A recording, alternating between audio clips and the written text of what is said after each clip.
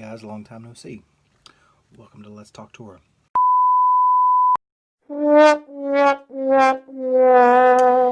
Hey, social media family, long time no see. I apologize I haven't been on here sooner. I've had a lot of stuff going on, but hopefully I'll be able to make stuff more frequently. So, we're talking about the Torah portion at this point. And it comes from Deuteronomy chapter 3, starting at verse 23. This is Va'etchanan, which basically, depending on how you translate it, can mean I pleaded, I asked, I begged, I asked really nicely.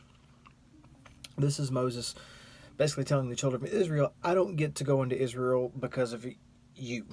And you would think all the things that Moses had done up to this point would basically give him a get out of jail free card, but God says no.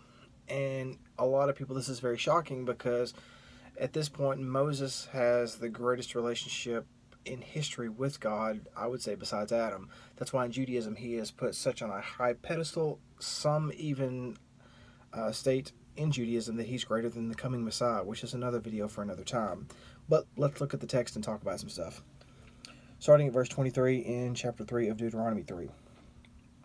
At that time I pleaded with the Lord, O sovereign Adonai, you have begun to show your servant and greatness and your strong hand, for what God is there in heaven on earth who can do the deeds and mighty works you do? Let me go over and see the good land beyond the Jordan, that fine hill country in Lebanon.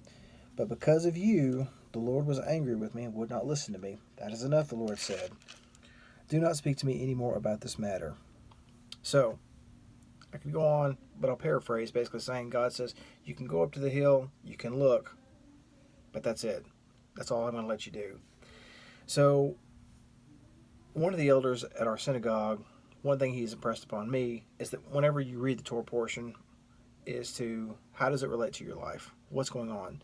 This one impacts me greatly because of the things that I've been going through lately, asking a lot of questions with many things going on in my life right now. And what has God said? No. Do I like it? No. Why? I want to know why. I want to know why I'm going through this thing. I want to know why this is happening to me. I saw a thing on social media where a kid basically said he was praying to get him through some of the rough times that he's going through right now. He said that God told him that don't pray to get through the valley. Pray for your eyes to be open to understand why you're in the valley and what you can learn from it. There's another instance that I think of with this situation where a very good friend of mine who lost his child, he is a much, much older man. He was telling me that this happened probably 40, 50 years ago. His daughter had passed away and he asked God in prayer, said, God, why did this happen? What's going on? Reaching out, crying. God told him, do not put a question mark where I've put a period. And as a parent, that scares me. But, once again, our life is not our own.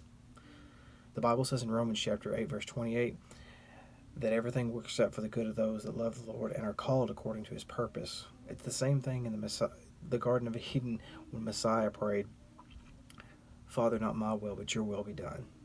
This is what I see in this parsha. Sometimes God says no, but it's always for our benefit. Shalom.